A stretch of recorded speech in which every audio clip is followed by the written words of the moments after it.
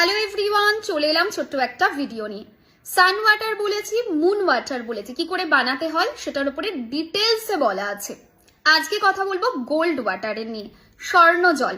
অর্থাৎ এই জল যা আয়ুর্বেদ বলছে খাওয়া উচিত, যা অ্যাস্ট্রোলজিক্যালি আমি বলবো খাওয়া উচিত। এটা তোমরা খেতে পারো। কি করতে হবে তার জন্য? 24 ক্যারেটের গোল্ড একটু লাগবে। এবারে মনে হবে বাবা দিদি 24 ক্যারেট গোল্ডের যা দাম, তারপরে আবার যদি 1 গ্রামও হয় তার যা দাম হবে, কি করে বানাবো, তার সাবস্টিটিউট কি আছে, ভিডিওর শেষ অবধি একটু দেখো, বুঝতে পেরে যাবে।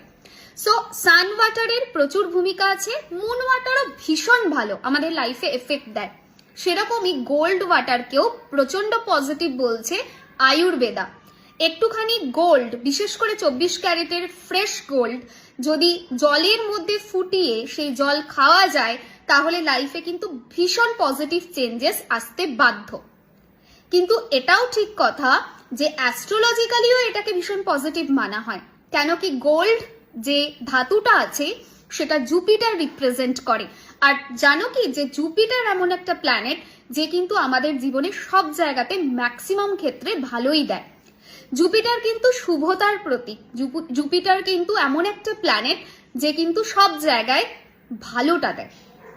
নাও এই প্ল্যানেট যখন ভালো দেয়, তার ধাতু যদি বেশি করে ইউজ করা হয়, তার ধাতুর সঙ্গে কানেক্টেড ওয়াটার যদি খাওয়া হয়, তার রেজাল্ট তো ভালো হবেই হবে।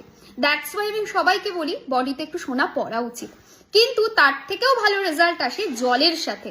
কেন কি জল হচ্ছে এমন একটা জিনিস যে কিন্তু মেমোরি কালেক্ট করে, যার কাজ হচ্ছে অন্য কিছুর সাথে কানেক্ট করে তার যে গুণ, তার যে সংস্কার সেটাকে নেওয়া।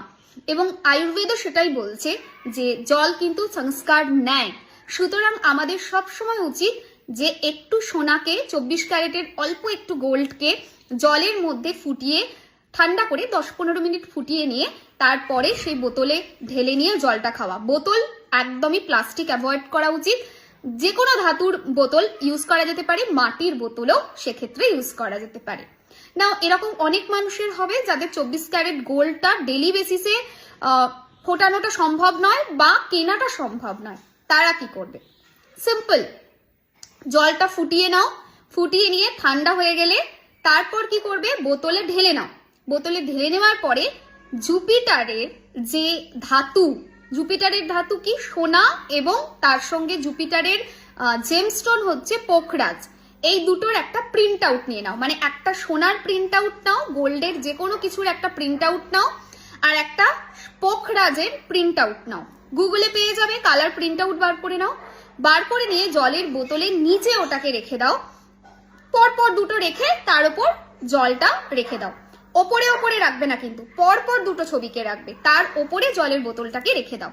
তাতে যদি ছবি একটু সাইড দিয়ে বেরিয়ে থাকে কোনো সমস্যা নেই। তারপরে সেই জলটা এনার্জাইজ হয়ে যাবে, সেই জলটা খাও। খেয়ে দেখো লাইফের অবস্টাকল দূর হবে, লাইফে হেলথ ওয়াইজ তোমরা বেটার থাকবে, অ্যান্ড জলের যে গুণ, জলের যে সংস্কার, সেটাও কিন্তু বেটার হবে। অবশ্যই ট্রাই করো এটা, অ্যান্ড কেমন রেজাল্ট পাচ্ছ সেটা জানাতে ভুলো না। সবাই খুব ভালো থেকো, ভিডিওটা শেয়ার করো।